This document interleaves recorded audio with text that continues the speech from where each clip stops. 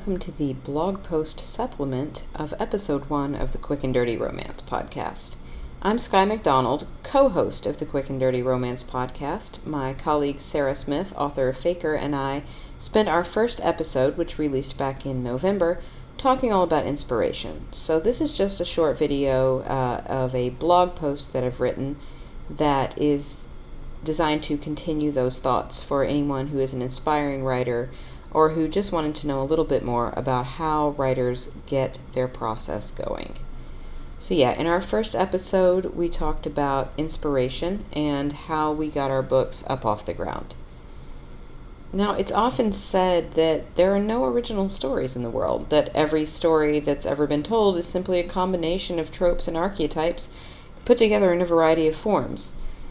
I don't know if that's entirely true. I think it's probably pretty true, but I'm very sure that it doesn't really matter, because what makes a story really glow and shine are the details and the inspiration that the writer has to make her story unique. So case in point, Faker and Not Suitable for Work. Both Sarah and I have office place, enemies to lovers romance novels. We have strong main character women trying to prove their place on the job and in life. We have quiet, athletic love interests who are hot. We have tension builds, steamy scenes, the dark moments where the lovers think that everything is over and their relationship is doomed. And of course, because they're romance novels, we have our happily ever after. Our books are fun, our books are hot, our books will make you laugh, and our books will pull at your heart. And at this point, if you don't know a lot about romance, you might be thinking, okay, so you wrote the same book. Oh, no, not true at all. Despite these parallels, I will guarantee you that these books are not a substitute for one another. You will not have a been there, done that mentality as you read NSFW and Faker. And in fact, I'm going to dare you right now to go read both of them and then DM me and tell me what you think about it. Prove me wrong. I promise you can't. So what? Tropes are simply a building block. We use them to create plot.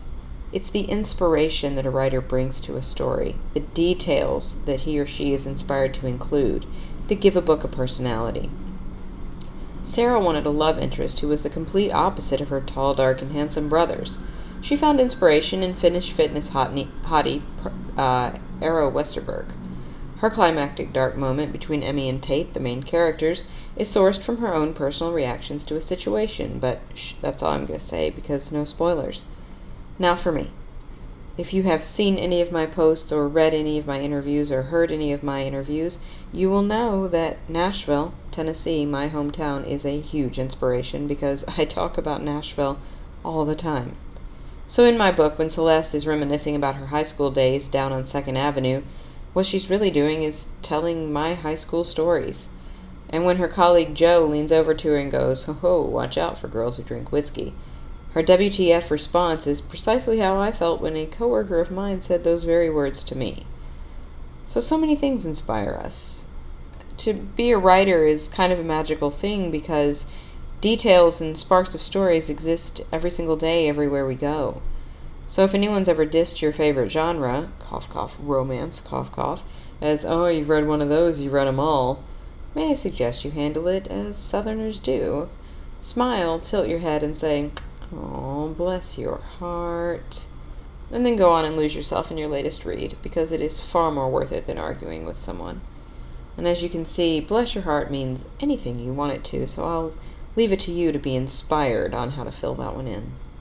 So again, my name is Sky McDonald, and next week Sarah and I will be coming at you with another episode of the Quick and Dirty Romance podcast, where we talk about writer's life, books, and inspiration in 30 minutes or less.